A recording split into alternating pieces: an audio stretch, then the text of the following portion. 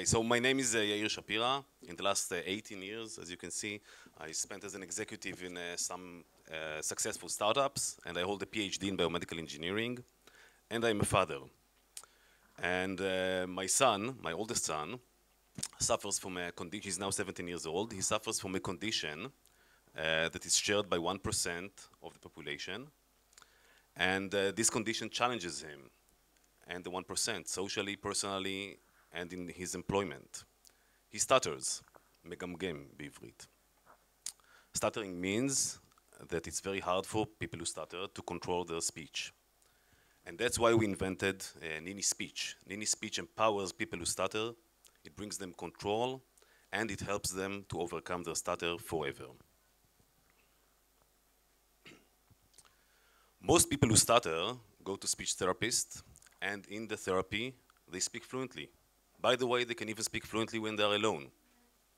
But 84% fail to implement the therapeutic practice and the fluency in their day-to-day life, and they usually remain silent. Let me prove it to you.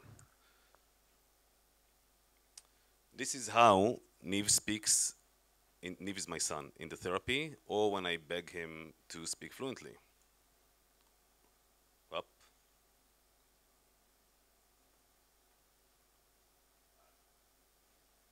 שלושה ילדים גייסתי לצה"ל, למסור את ילדיך. But the way he usually speaks is this. שלושה ילדים גייסתי לצה"ל, למסור את ילדיך. As you can imagine, the failure to implement speech fluency in the day-to-day life creates a lot of frustration.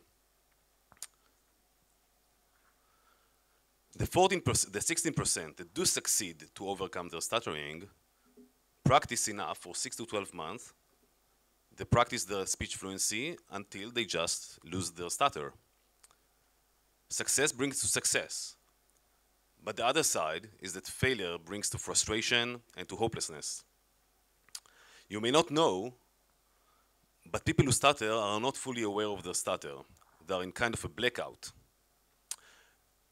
Even their therapists are not aware that they stutter, because in the clinic nobody stutters, the same way you don't eat a cake in your dietitian's office. And NiNiSpeech provides feedback based on a unique technology that detects stuttering in real time.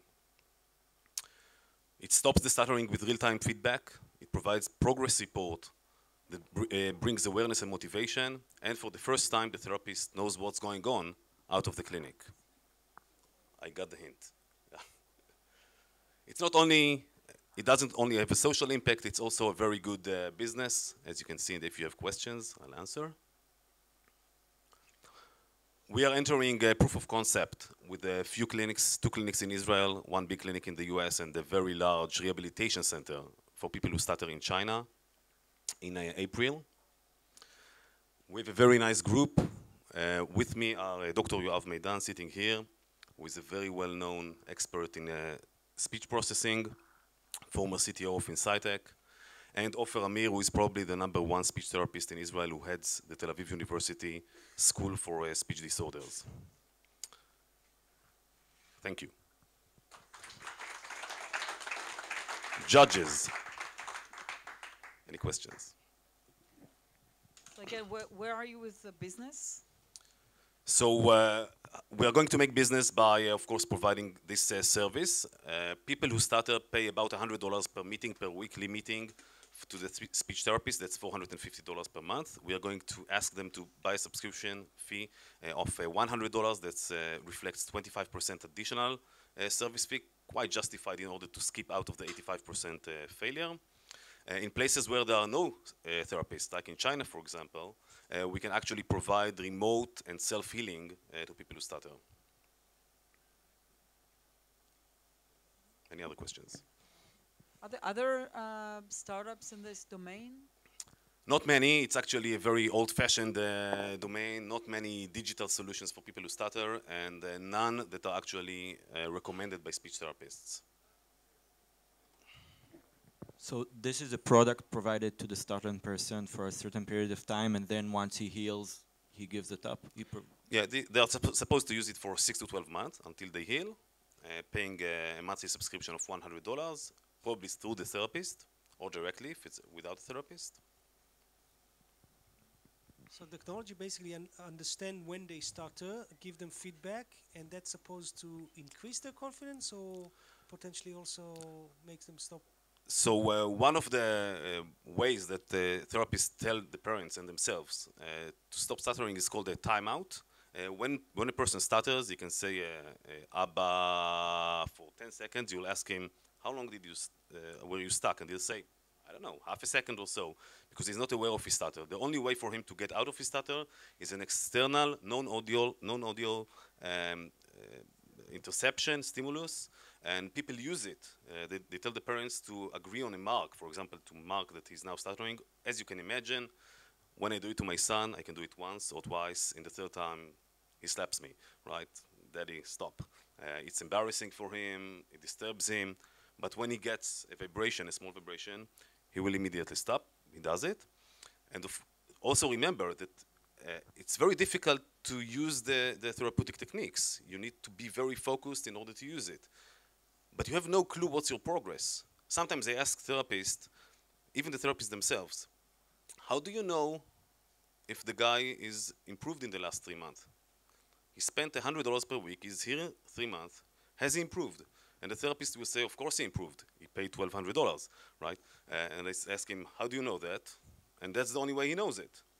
There are no metrics. There is no way to objectively measure it, and so on. And we are the only ones who can do it today. Therapists tell me that it's usually teenagers coming to them. They come with their mother, and the therapist asks the teenager, how was your week? And the guy said, I practiced the whole week. I spoke perfectly. And the mother sweats, what do you mean you spoke perfectly? In the good case, you stuttered. In the bad case, you just didn't speak at all. So they are not aware of the stutter. They need to just think of going through a diet without scales or running without a stopwatch. And that's the case now with stuttering. Is there a technology barrier? Yoav, do you want to answer that? Is there a technology barrier? How many nights did you lose developing? It's very difficult.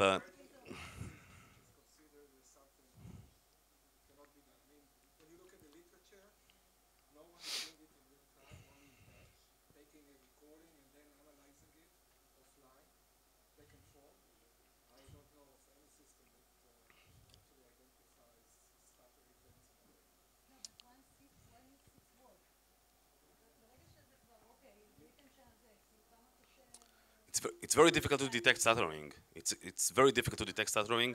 When I come up with the idea, I myself, my PhD is in speech processing before my son was born, right? It's in '96. And I tried to solve the problem myself. I went to many experts, none could. I studied the whole literature, there is no good solution. And I came to Yoav, and Yoav asked me a good question. He told me, if you take a phone from the 70s, where you can hardly hear the person, you don't know what he says, you don't even know what language he speaks, can you detect his stuttering? And we tried it, and the answer is yes. And he told me, so why are you looking at what that person says? Why when someone says, ani or you're trying to transcribe it to lamed, lamed, lamed? Listen to the music. The stutter is not in the speech, it's in the silence. It's in the music, it's in the tempo. Right? And that's what we are looking at. It's a very different approach than all the speech processing algorithms that are there today. Thank you.